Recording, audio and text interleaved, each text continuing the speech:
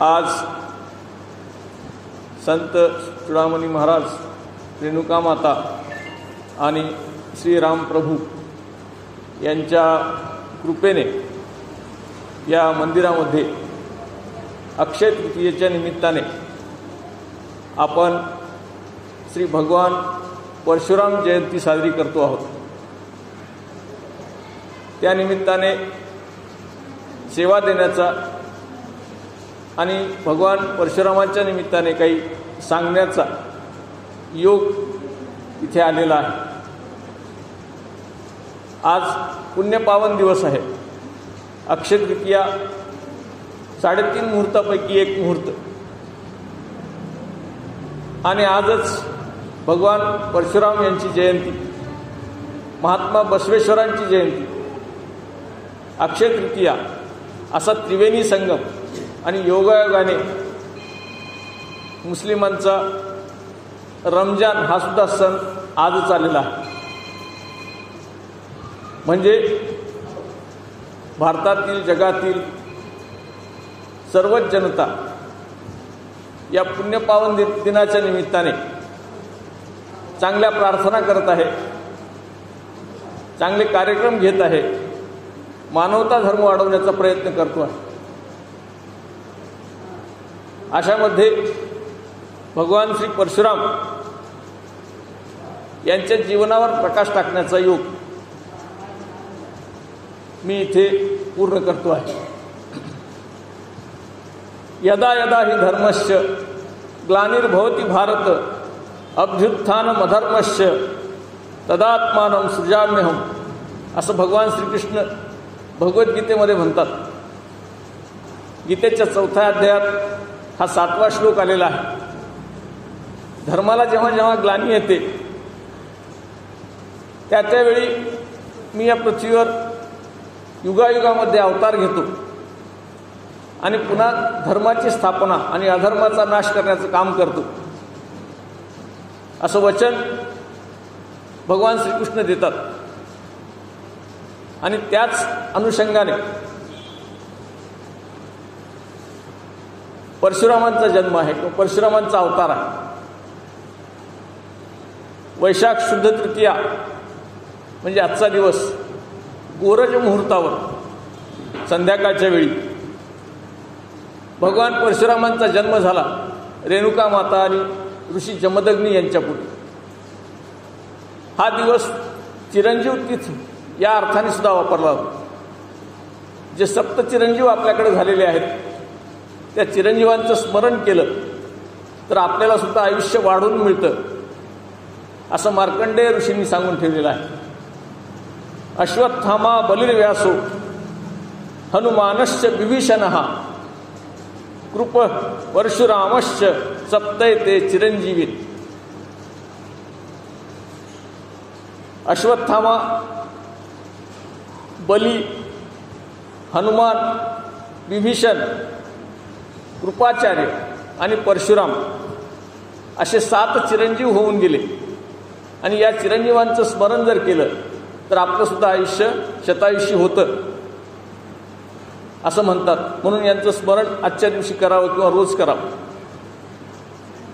भगवान परशुरामांनी शिवाराधना केली आणि शिवाराधना करून त्यांनी परशु किंवा पाते असलेलं एक शस्त्र त्यांच्याकडून मिळवलं. ते कुऱ्हाडीसारखं शस्त्र हे परशुरामांच्या हातात आपल्याला दिसतं. या शस्त्राचं वैशिष्ट्य म्हणजे या शस्त्राने जवळून वार करावा लागतो. बाण हा दुरून मारला जातो पण परशु हा जवळून मारला जातो. आपल्या स्वतःला सांभाळून दुसऱ्यावर वार करावा लागतो. असं हे शस्त्र शिवानी परशुरामांना दिलं. जे भगवान विष्णूंचे जे अवतार झालेले आहेत त्यातला 6वा अवतार हा परशुरामांचा आहे. मत्स्य, कुर्म, वराह हे 3 प्राणी अवतार आहेत. नरसिंह अवतार हा प्राणी आणि नर असा अवतार आहे. वामन अवतार हा बटू अवतार आहे. आणि परशुराम हा 6वा अवतार, पूर्ण अवतार आहे. याला अंश अवतार सुद्धा म्हणतात. राम आणि कृष्ण मात्र पूर्ण अवतार. आणि गौतम बुद्ध आणि कल्की हा होणारा अवतार. पूर्ण अवतार आणि अंश अवतार याच्यामध्ये फरक आहे. राम आणि कृष्ण हे पूर्ण अवतार आहेत, कारण पूर्ण अवतारामध्ये देहाच्या ज्या पूर्ण अवस्था असतात त्या त्यांनी उपभोगलेल्या असतात. देहाचे जे 4 आश्रम आहेत आयुष्याचे, जन्मापासून मृत्यूपर्यंतचे, हे 4ही आश्रम त्यांनी पूर्ण केलेले असतात. म्हणजे शिशु किंवा लहान, ब्रह्मचर्य आश्रम, गृहस्थाश्रम, वानप्रस्थाश्रम आणि संन्यासाश्रम, हे 4ही आश्रम ज्यांनी पूर्ण केले त्यांना पूर्ण अवतार असं म्हणतात. आणि परशुरामाचा जो अवतार आहे तो अंश अवतार आहे, कारण अंश अवतारामध्ये आणि पूर्ण अवतारामध्ये हा जो फरक आहे तो फरक दाखवला जातो. परशुरामांचा अवतार होण्याचं कारण प्रजेचे रक्षक त्यावेळी भक्षक झाले होते. अन्यायी अत्याचारी राजांचं प्रमाण वाढलेलं होतं. अभिमानी आणि दंभ असलेले किंवा अन्याय करणारे अत्याचारी राजे वाढलेले होते. आणि अशा वेळी पृथ्वीने विष्णूंना विनंती केली की मला या अत्याचारी आणि अन्यायी राजांचं ओझं होतं, यांचा नाश करण्यासाठी तू कुणाला तरी पाठव. तेव्हा विष्णूंनी तिला वचन दिलं आणि सांगितलं की तुझ्यावरचा अन्याय दूर करण्यासाठी युगायुगाला मीच अवतार घेत असतो आणि यावेळी पण मी असाच अवतार घेईन, असं वचन जेव्हा पृथ्वीला विष्णूंनी दिलं आणि त्यानिमित्ताने ते ओझं कमी करण्यासाठी आणि पुन्हा धर्माची स्थापना करण्यासाठी विष्णूंनी परशुरामांचा अवतार घेतला. परित्राणाय साधूनाम विनाशाय च दुष्कृताम धर्मसंस्थापनार्थाय संभवामी युगे युगे.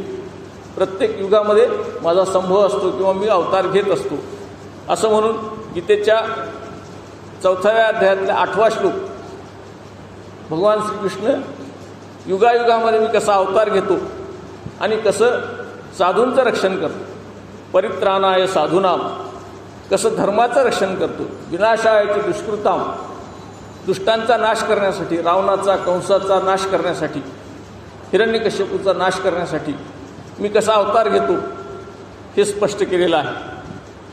परशुरामांचा जो अवतार आहे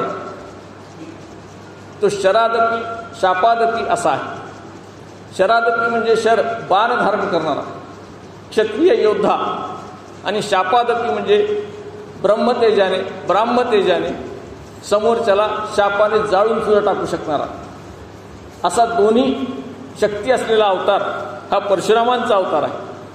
त्यांच्या ठिकाणी ब्राह्मतेज आहे आणि क्षात्रतेज सुद्धा आहे. या दोन्ही तेजाने तळपणारा परशुराम अवतार हा फक्त संहार करणाराच नाही, सृजन करणारा पण आहे. त्यांच्यामध्ये सृजन किंवा नवीन निर्माण करण्याची सुद्धा शक्ती होती, त्यांनी ते पुढं काम करून दाखवलेलं आहे. त्रेतायुगातील या महापुरुषांनी 4 वेद मुखोद्गत केलेले होते, म्हणजे ज्ञान, ऋषितुल्य, ब्राह्मतेज अशा प्रकारचं तेज त्यांच्या ठिकाणी होतं. आणि युद्धकला तर त्यांच्यासारखी निपुण कुणाचीही नव्हती. जमदग्नी ऋषी हे ब्राह्मण होते, रेणुका ही क्षत्रिय होती. आपल्या माहितीसाठी ही सगळ्यात महत्त्वाची माहिती आहे. रेणुका त्यांची पत्नी ही क्षत्रिय होती. ती रेणू राजाची कन्या होती. त्यावेळेसचे राजे हे क्षत्रिय होते. क्षत्रिय राजाची ती कन्या होती, म्हणजे त्यावेळी ब्राह्मण आणि क्षत्रिय विवाह हा निषिद्ध समजला जात नव्हता. जाती व्यवस्था एवढी बळकट नव्हती. क्षत्रियाचा ब्राह्मणाशी किंवा ब्राह्मणाचा क्षत्रियाशी विवाह होत होता, म्हणून ही लक्षात घेण्यासारखी गोष्ट आहे. त्यांची जी आजी होती, या परशुरामांची आजी सत्यवती, ही गाधी राजाची मुलगी होती, ती पण क्षत्रिय होती. म्हणजे आई आणि आजी ह्या दोन्हीही क्षत्रिय होत्या आणि यांचे पूर्वज हे ब्राह्मण होते. म्हणजे ब्राह्मण क्षत्रिय विवाह हा त्यावेळी शुद्ध समजला असता. या अर्थाने त्यावेळी चंद्रवंश आणि सूर्यवंश असे 2 प्रकारचे वंश होते. परशुराम हे चंद्रवंशी आहे. चंद्रवंशी कसे, तर एक रूपक कथा सांगितली जाते. ही सत्यकथा नाही, एक रूपक कथा सांगितली जाते. देवगुरु बृहस्पती यांची पत्नी तारा देवगुरु बृहस्पतीकडे चंद्र शिकायला जायचे. विद्यार्थी होते आणि त्यांचं प्रेम बृहस्पतीच्या पत्नीवर बसलं. तारेने चंद्रावर प्रेम केलं आणि चंद्राने तारेचं अपहरण केलं, गुरुपत्नीचं अपहरण केलं. ही कथा वेगवेगळ्या प्रकारे सांगितली. अपहरण केलं, तारा गरोदर राहिली, तिला बुध नावाचा मुलगा झाला. आणि ज्यावेळी बृहस्पतींनी तारा परत मागितली त्यावेळी चंद्राने ती देण्यासाठी नकार दिला. मग या दोघांच्या मध्ये तुंबळ युद्ध झालं. तेव्हा बृहस्पती हे देवगुरू असल्यामुळे शुक्राचार्यांनी चंद्राची साथ दिली आणि इकडे इंद्र हा देवांच्याकडून लढला आणि देव आणि दानव असं युद्ध झालं.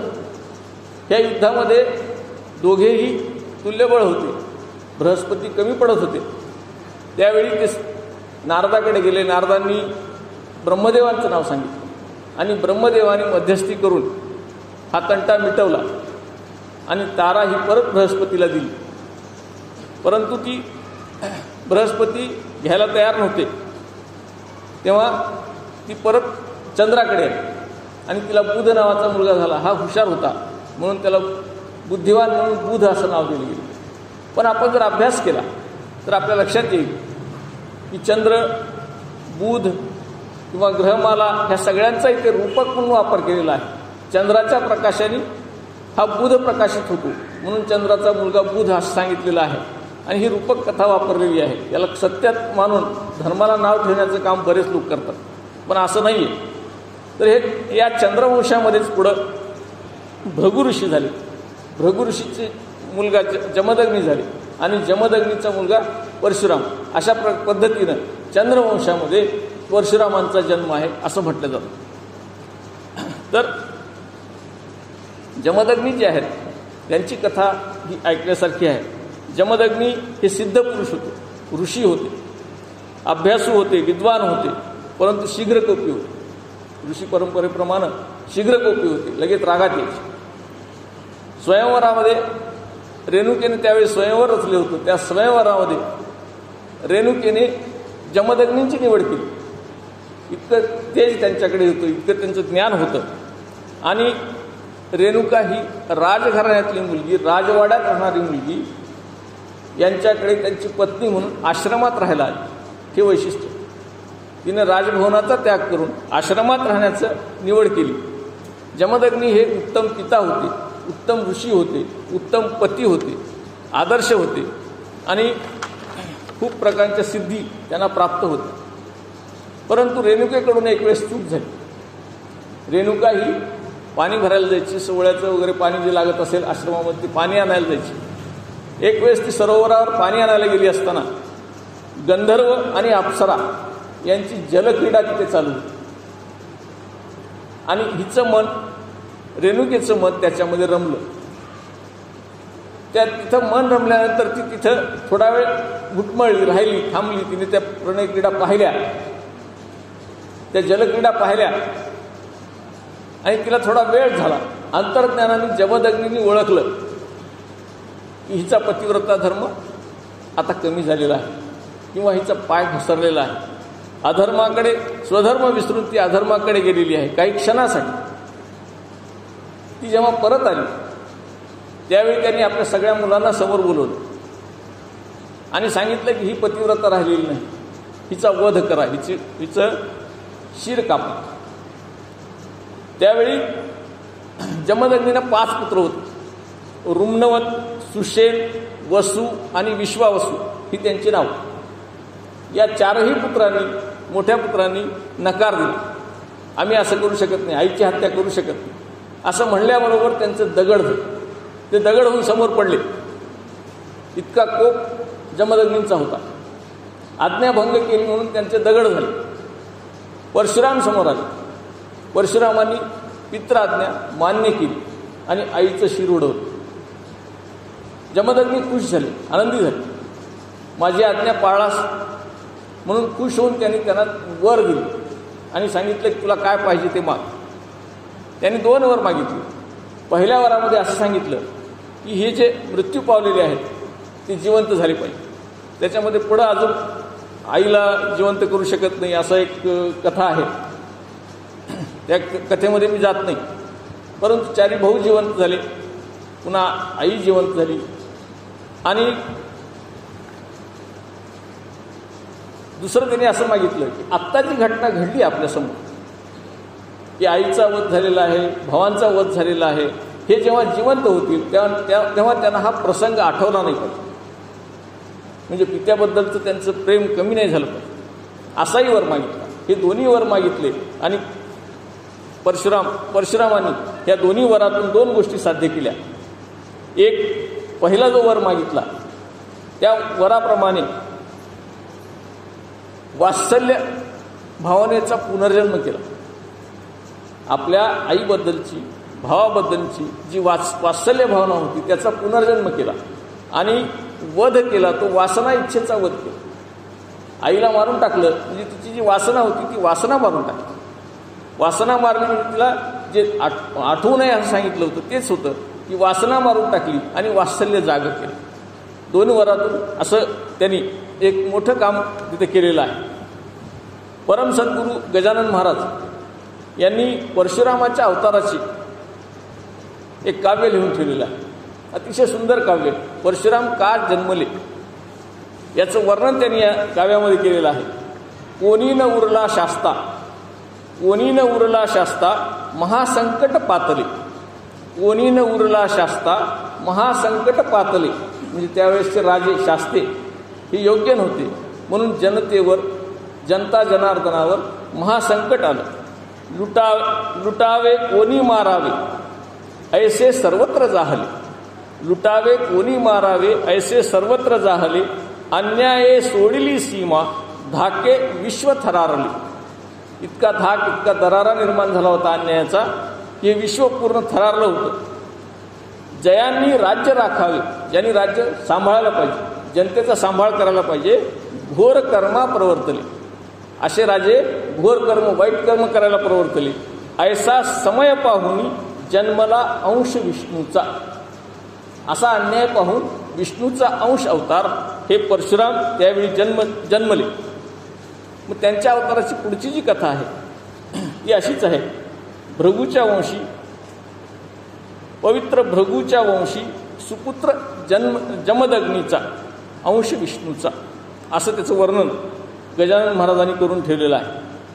हा जो अवतार आहे किंवा कोणताही अवतार असतो तो ईश्वर स्वतः याच्याऐवजी अलौकिक पुरुष, गुणसंपन्न पुरुष, गुणवान पुरुष अशा अर्थाने आपण जर याला घेतलं, जे कर्तृत्ववान पुरुष असतात ते अवतारच मानले जातात. मग ते शिवाजी महाराज असो, लोकमान्य टिळक असो, महात्मा गांधी असो, सावरकर असो, अलौकिक कार्य करणारे माणसं आपण अवतार म्हणतो. अवतार ह्या अर्थाने जे जनतेचं कल्याण करतात त्याला आपण अवतारी पुरुष असं म्हणतो. आणि आपण सगळे सुद्धा अवतारच आहे, पण आपण जन्म घेतो. कळलं का? आपला जन्म होत असतो, आपल्याला जन्माला पाठवलेलं असतं, आपण स्वतः आलेलो असतो. अवतारी पुरुष हे स्वतः जन्म घेतात, लक्षात ठेवा. त्यांना काय पाहिजे तिथं ईश्वर पाठवतो आणि आपण मात्र काहीतरी काम कार्य करण्यासाठी म्हणून आलेलो असतो. आपले कार्य आहे, आपलं सुद्धा कारण आहे. आपल्या जन्माला पण कारण आहे, विनाकारण आपण जन्माला आलो नाही. काहीतरी ईश्वराने हेतू देऊन पाठवलेला आहे. परंतु आपण अवतार नाही, आपण काहीतरी कार्य करण्यासाठी, पापपुण्य फेडण्यासाठी आलेलो आहोत. अवतारी पुरुष फक्त जनतेच्या कल्याणासाठी येत असतात. त्यांना काहीही मिळवायचं नसतं.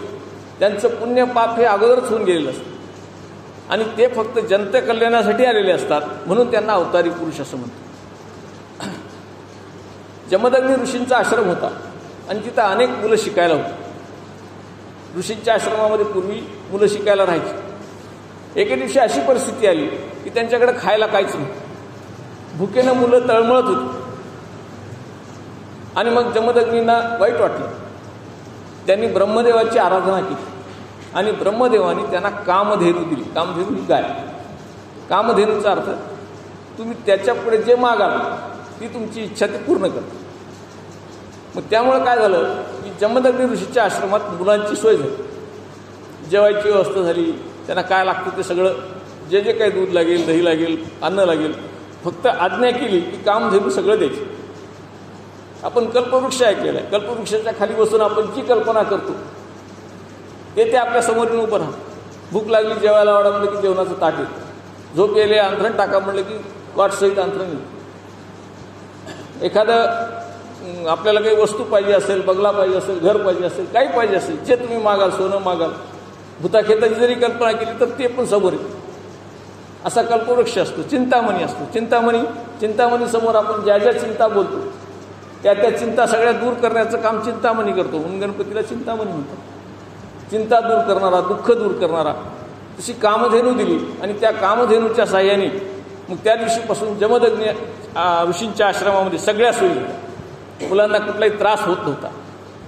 त्याचवेळी राजा कार्तवीर्य नावाचा एक राजा हयहय नगरीमध्ये राज्य करत होता. हयहय नगरीमध्ये हा कार्तवीर्य राज्य करायचा. त्याचं नाव सहस्त्रार्जुन असं होतं. त्याला सहस्त्रबाहू होते असं म्हणतात. या सहस्त्रार्जुनाला ब्रह्मदेव प्रसन्न होते. त्याने अनेक प्रकारचे अस्त्र त्यांना दिलेले होते. त्याच्यामुळे काय होतं की शक्तीचा गर्व यांना झाला होता. अहंकारी राजे झाले, अभिमानी राजे झाले होते, अन्याय अत्याचार करत होते. स्त्रियांवर, पुरुषांवर, मुलांवर, वेगवेगळ्या प्रकारच्या जनतेवर अन्याय करण्याची वृत्ती यांची वाढलेली होती. आणि हा जो सहस्त्रार्जुन आहे हा एके दिवशी मृगयाला आला होता. मृगया त्यावेळेसचा राजा लोकांचा शौक होता, शिकार करण्याची त्यांना आनंद होता. असाच एक वेळेस तो नदीत स्नान करत असताना वरच्या बाजूला रावण स्नान करतो आणि सहस्त्रार्जुन खालच्या बाजूला स्नान करतो. त्याचं पाणी माझ्याकडे येतंय म्हणून त्याने एका क्षणामध्ये नदीचा ओघ बदलून टाकला होता. इतकी शक्ती या सहस्त्रार्जुनामध्ये होती. आणि रावणाचं त्याचं युद्ध झालं. त्या प्रसंगी रावणाचा पराभव पण त्याने केला होता. म्हणजे रावणापेक्षा सुद्धा शक्तिशाली असा हा सहस्त्रार्जुन होता. या सहस्त्रार्जुनाने एक वेळेस मृगयाला येत असताना त्याला भूक लागली, तहान लागली. मग आता तहान लागल्यानंतर जावं कुठं? जवळच जमदग्नीचा आश्रम आहे असं त्यांना कळलं. म्हणून ते जमदग्नीच्या आश्रमामध्ये गेले. तिथे गेल्यानंतर त्यांनी सांगितलं की माझ्याबरोबर बरेच सैनिक आहेत आणि आम्हाला पाणी आणणं काही व्यवस्था होईल का? जमदग्नींनी सांगितलं 2 मिनिटात करू, तुम्ही काही काळजी करू. कारण त्यांच्याकडे कामधेनू होती. त्यांनी कामधेनूला आज्ञा दिली आणि या सगळ्यांच्या जेवणाची वगैरे व्यवस्था करून टाकली. आणि त्याचं आश्चर्य या सहस्त्रार्जुनला वाटलं. या सहस्त्रार्जुननी काय केलं, ही कामधेनूच आपण नेली तर, ही कल्पना त्याच्या मनामध्ये आली.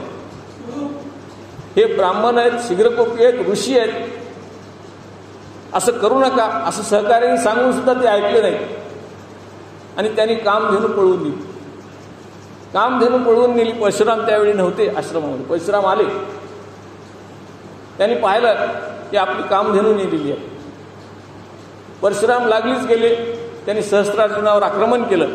सहस्त्रार्जुनावर विजय मिळवला आणि कामधेनू परत आली. तरी सुद्धा सहस्त्रार्जुनाला समाधान वाटलं नाही.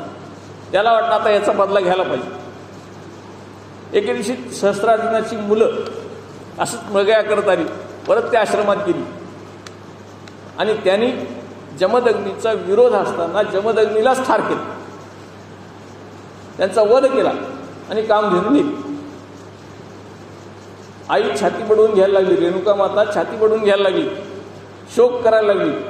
परशुराम आश्रमात आले. त्यांनी पाहिलं आई दुःखात आहे, असं असं झालेलं आहे.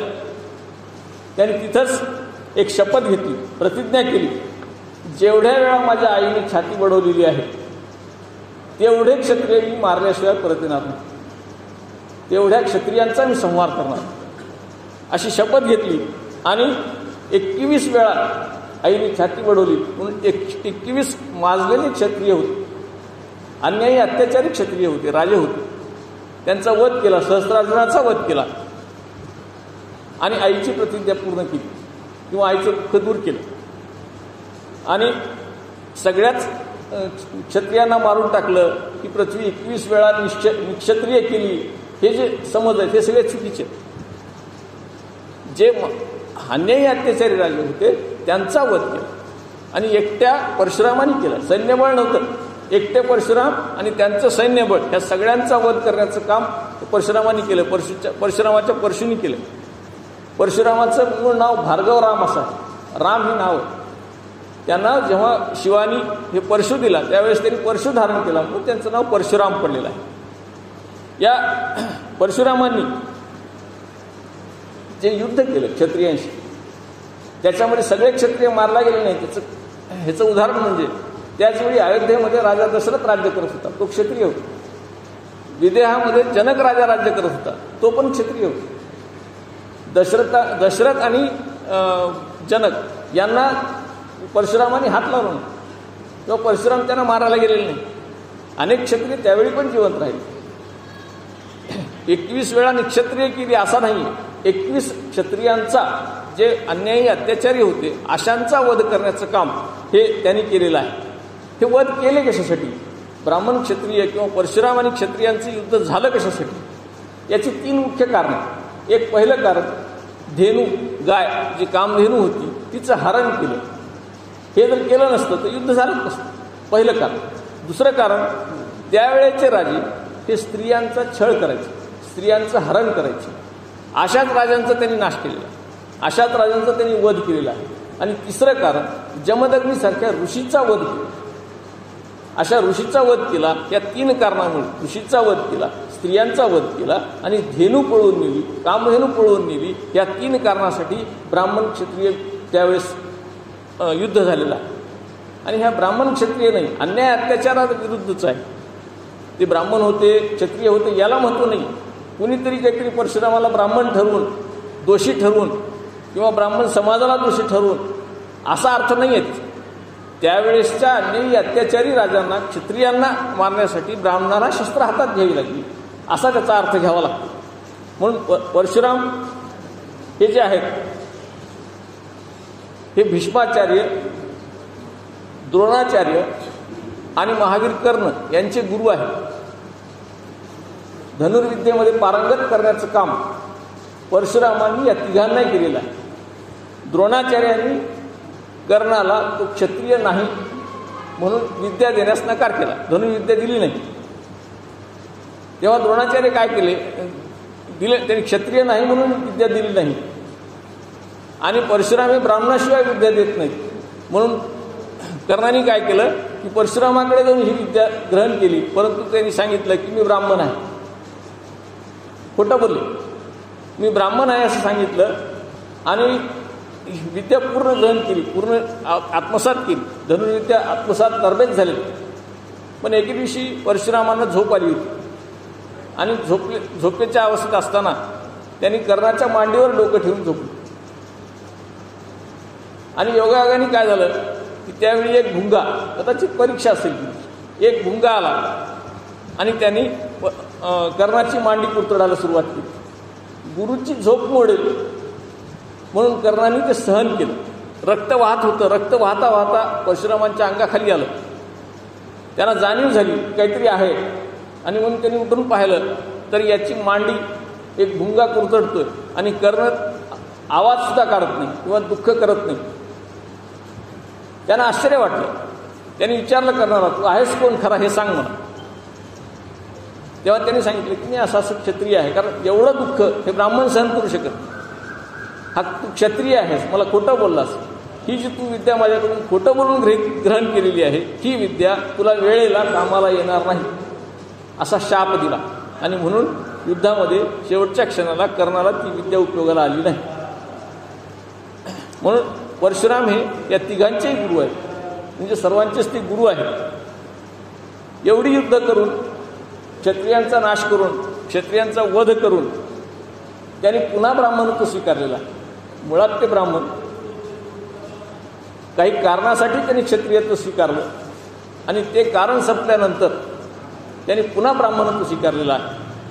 जनकाकडे ज्यावेळी सीता स्वयंवर होतं त्यावेळी शिवधनुष्य उचलण्याचं जे स्वयंवर राहिलेलं होतं ते स्वयंवर पार करत असताना रामाने हे शिवधनुष्य तोडलं. हे शिवधनुष्य तोडल्याचा राग परशुरामांना आला आणि परशुराम तिथं हजर झाले. लक्ष्मण आणि त्यांच्यामध्ये जो संवाद झाला तो संवाद मोठा आहे. राम त्यावेळेस काही बोलले नाहीत, लक्ष्मणच बोलत राहिला. परशुराम रागात आले तेव्हा रामाने त्यांना अंतर्ज्ञानाने जाणीव करून दिली की मी कोण आहे. राम हे विष्णूंचे पूर्ण अवतार आहेत आणि परशुराम हे अंश अवतार आहेत. आणि त्यांच्या लक्षात आलं की श्रीराम हे क्षत्रिय आहेत, श्रीराम हे अवतार आहेत. आणि म्हणून त्यांनी त्या दिवशी श्रीरामाच्या आज्ञेने शस्त्रांचा त्याग केला. सगळी शस्त्र समुद्रात टाकली आणि ते पर्वतावर तपश्चर्या करण्यासाठी गेले. म्हणजे पुन्हा त्यांनी ब्राह्मणत्व स्वीकारलं.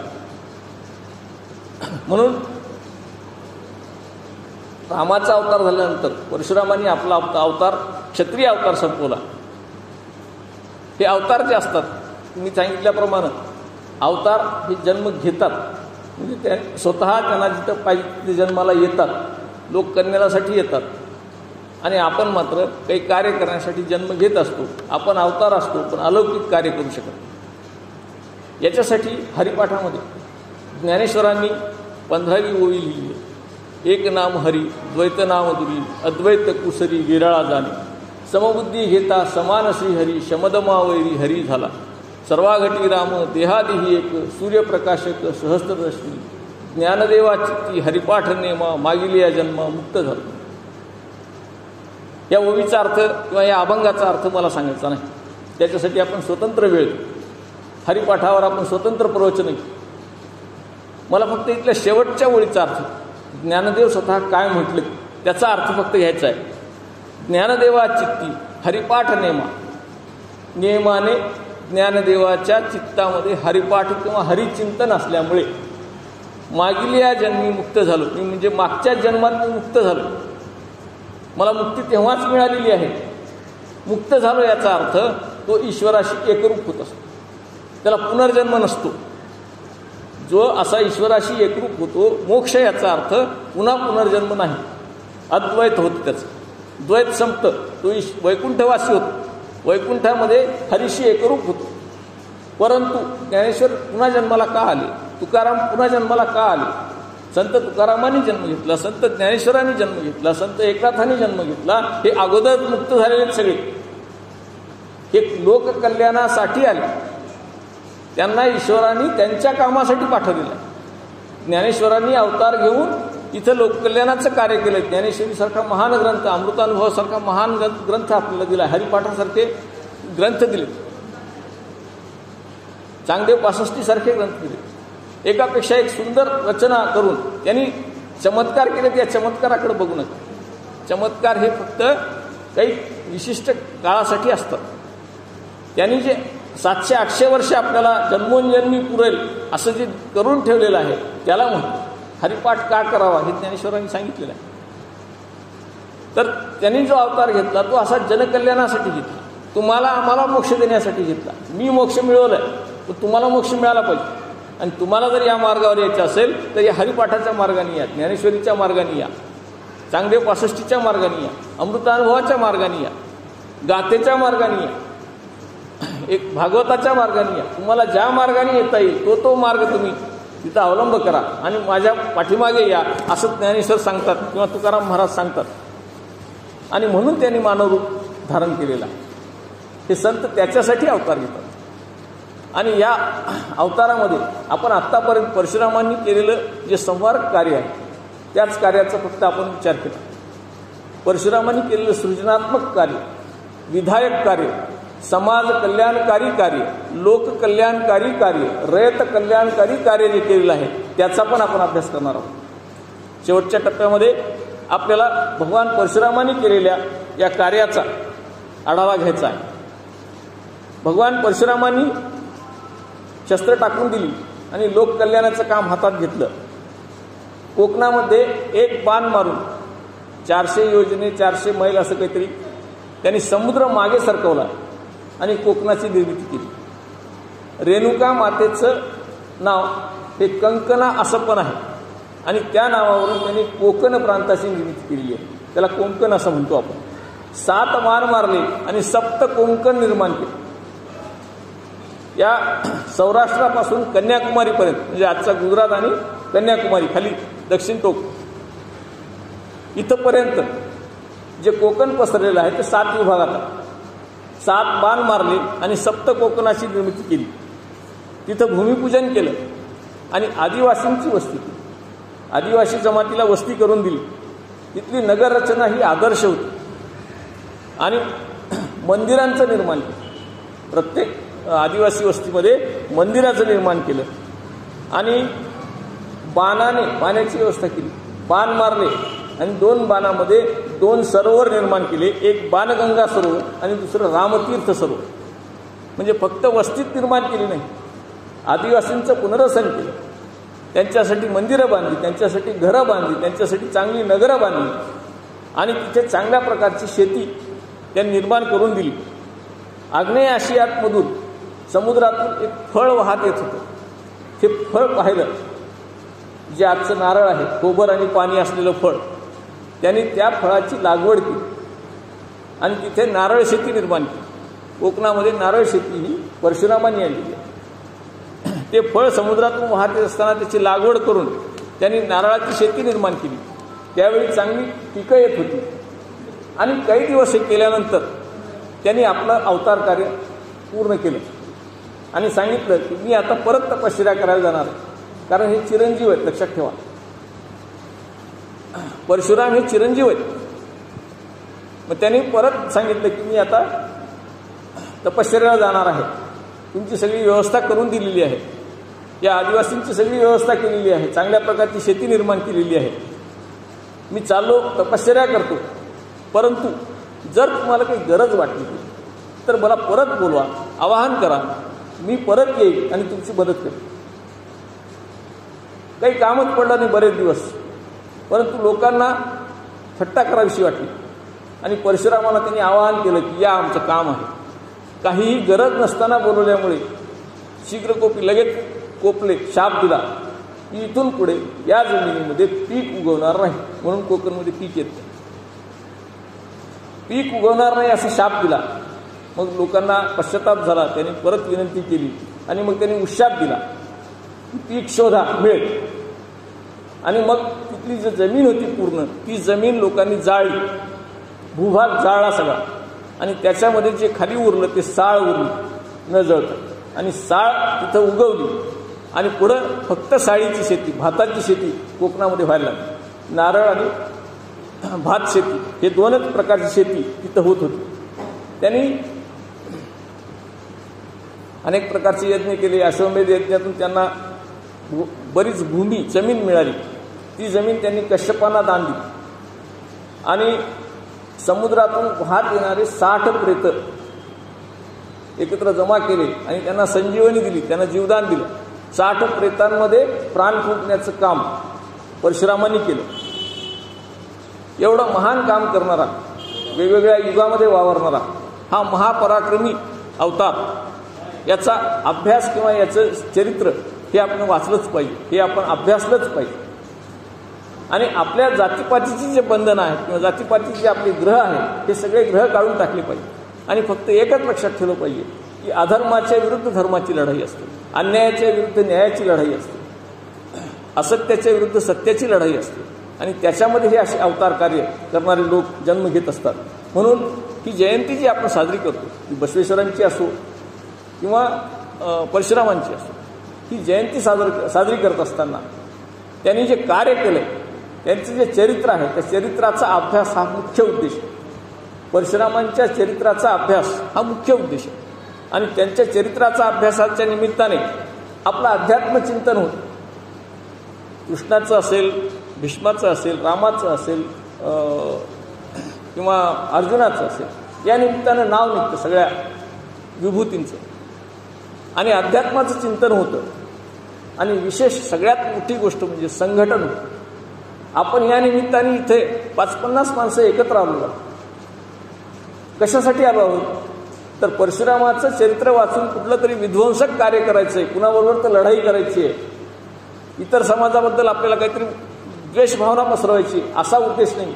विधायक कार्य करायचं. या सगळ्यांचं संघटन करून आपला धर्माचं राज्य कसं स्थापन होईल, न्यायाचं राज्य कसं स्थापन होईल, समाजामध्ये बंधुभाव कसा वाढेल, मानवता धर्माचा विकास कसा होईल, या दृष्टिकोनातून विचार करायचा आहे. म्हणून परशुराम जयंती साजरी करायची असते. म्हणून विध्वंसक सोडून विधायक कार्यासाठी एकत्र यावं, परशुरामांच्या चरित्राचा अभ्यास करावा आणि अध्यात्माचं चिंतन करावं आणि सगळ्यात महत्त्वाचं म्हणजे समाजाची उन्नती साधावी. ज्या कोणत्या समाजातून आपण आलेलो आहोत, तो ब्राह्मण समाज वगैरे असा नाही आहे. आपण ज्या समाजात राहतो त्याच्यामध्ये सगळ्या 18 पगड जाती राहतात. या सगळ्या समाजाची उन्नती हा याच्या मागचा मुख्य उद्देश असला पाहिजे. परशुरामांनी केला, युद्ध केलं, वध केले किंवा सामाजिक कार्य केलं, ते जातपात पाहून नाही केलं. त्यांनी सर्वांसाठी कार्य केलं.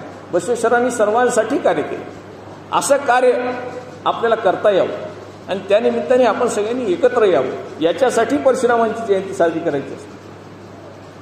म्हणून आज आपण जयंती साजरी करतो आहोत. ज्या कोणी हे संयोजन केलेलं आहे, शेरेकर डॉक्टर साहेबांनी ही कल्पना मांडली, मकरंद जोशी, शर्माजी, फुलारी, नरहरी शिंदे, हे सगळ्या लोकांनी ही कल्पना अंमलात आणली.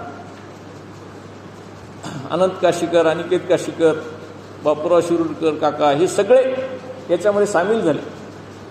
आणि विशेष म्हणजे इतक्या संख्येने तुम्ही सगळे हे ऐकण्यासाठी आला, हे विचार तुमच्यापर्यंत यावेत म्हणून तुम्ही स्वतःहून इथं आला, हे सगळ्यात महत्त्वाचं आहे. त्याबद्दल या संयोजन समितीच्या वतीने आणि माझ्या वतीने मी तुमचा ऋणी आहे, आभारी आहे. अशाच कार्यक्रमांचं आयोजन परत परत करावं, सर्वांना ऐकण्याची संधी मिळावी, सर्वांनी एकत्र यावं आणि समाज कल्याणाचं काहीतरी साधन उपलब्ध व्हावं, अशी विनंती आपणा सर्वांना करून आपण माझं ऐकून घेतलं, त्याबद्दल आपणा सर्वांना धन्यवाद देऊ. आजचं जे विवेचन आहे ते इथे मी पूर्ण करतो आणि रेणुका माता, चुडामणी महाराज, श्रीराम, परशुराम या सर्वांच्या चरणी नतमस्तक होतो. योगेशं सच्चिदानंदं वासुदेवं व्रजप्रियं धर्मसंस्थापकं वीरं कृष्णं वंदे जगद्गुरुं, कृष्णं वंदे जगद्गुरुं. हरे राम राम राम हरे हरे, हरे कृष्ण कृष्ण कृष्ण हरे हरे.